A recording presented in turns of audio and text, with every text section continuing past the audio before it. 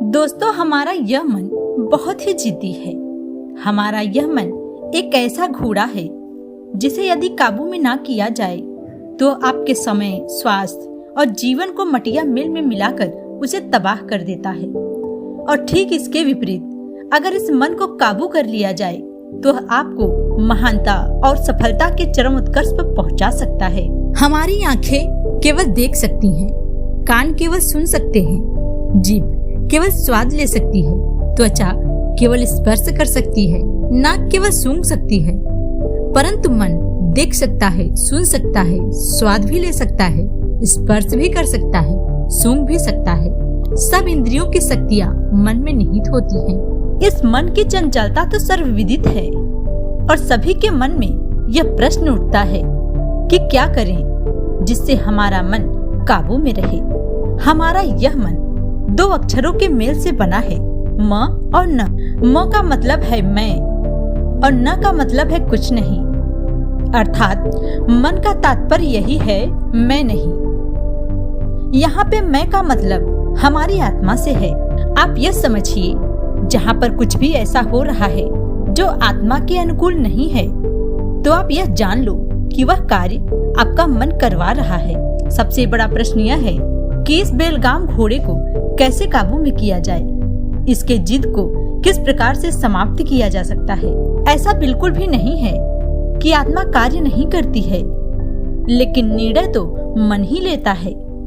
हमारा यह मन इतना ज्यादा शक्तिशाली है कि वो हमसे कुछ भी करवा सकता है।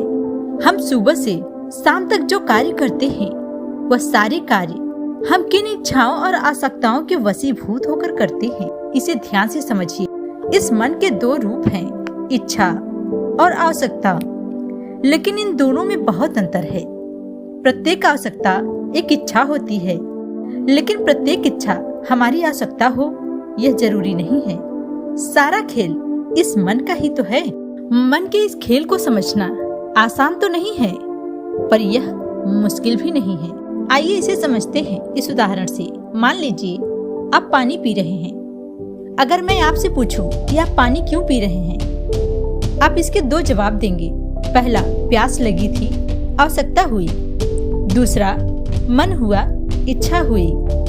ऐसा आप अपने रोजमर्रा के जीवन में देख सकते हैं। इस मन का सारा खेल इन्हीं दो चीजों को समझने में है। जब आप अपनी इच्छा और आवश्यकताओं में अंतर करना सीख लेते हैं, तब आप कुछ हद तक अपने मन को समझ लेते हैं। इस मन को काबू करने के लिए सुनते हैं आज की कहानी।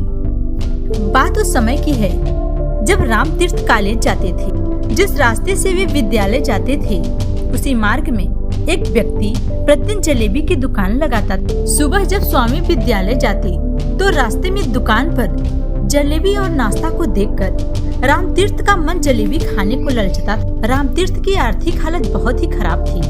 उनके पास ज्यादा पैसे नहीं रहते, लेकिन रामतीर्थ ने अपने मन पर संयम प्राप्त कर रखा था। वे अपने मन की कमजोरी को समझ चुके थे और वे अपने इस कमजोरी से छुटकारा पाना चाहते। उन्होंने इससे छुटकारा पाने का बहुत प्रयास किया, लेकिन इससे कुछ भी लाभ नहीं हुआ। फिर एक दिन वे शांत होकर इसी बारे में सोच रहे थे कि कैसे अपने मन को काबू करें। आखिर एक दिन उन्होंने जलेबी के लिए पैसे जुटा लिए और जलेबी खरीद ली। जलेबी को लेकर वे घर गए और उस जलेबी को एक धागे में पिरोकर उसे छत से लटका दिया, लेकिन उन्होंने उस जलेबी को खाया नहीं। इस तरह से उन्होंने अपने मन को कड़ी चुनौती देकर स्वामी रामतीर्थ ने अपना मन मजबूत किया। जब रामतीर्थ ने देखा कि जलेबी खाने लायक नहीं रही, तब उन्होंने उसे कीड़े मकोड़ों को डाल दिया।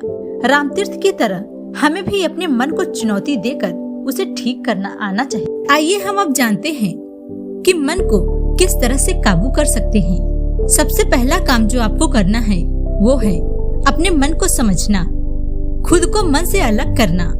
जब तक आप आत्मा और मन, भावना और इच्छा में भेद नहीं कर लेते, आप अपने मन को काबू में नहीं कर सकते। वास्तव में मन का कोई स्वतंत्र अस्तित्व है ही नहीं। आपके कुछ आदतों, इच्छाओं और संस्कारों के समन्वय को मन कहते हैं, जिसका संचालन भी पूरी तरह से आपकी आत्मा या यूं कहिए कि आपके द्वारा ही किया जाता है। जब मन मलिन हो तो उसमें ईश्वर को साफ नहीं देखा जा सकता। जब आध्यात्मिक प्रयत्नों द्वारा उसे शुद्ध बना लिया जाता है तो ईश्वर का साक्षात्कार अवश्य होता है। यदि शुद्ध होकर मनुष्य मन का शास्त्रों के अध्ययन, ज्ञानियों के सत्संग और ध्यान के अभ्यास में निरंतर लगे रहे तो ज्ञान की वृद्धि होगी और दिव्य दृष्टि प्राप्त हो जाएंगी। इससे परम ब्रह्म का सत्य ज्ञान होना संभव होगा। यज्ञ, दान, तपस्या, दया, वेदाध्ययन, सत्य भाषण, ये पांचों मन को शुद्ध करने वाले हैं। छठी तपस्या है तीर्थ यात्रा। यह भी मन को शुद्ध करती है। इसके द्वारा आत्माओं का सत्संग प्राप्त होता है।